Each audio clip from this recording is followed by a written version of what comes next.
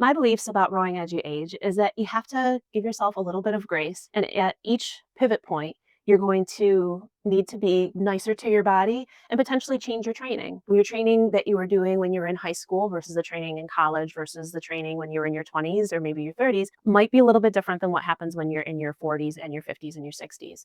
A lot of times there is a trade off between the fact that we have really great endurance as we get older. That's like one of the prime things that being older does allow you, or your heart has been beating longer, so it's just more endurance based. When you're younger, you have the bias of speed and quick response.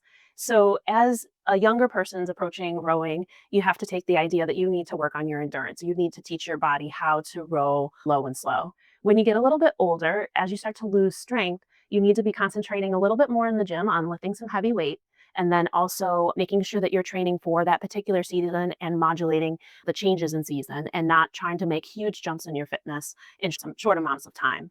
As you age, you need a little bit more recovery and put a little bit more space in between those workouts. You don't have to hammer at your body the way you do when you're younger, or that you can tolerate when you're younger. So rowing really changes from decade to decade.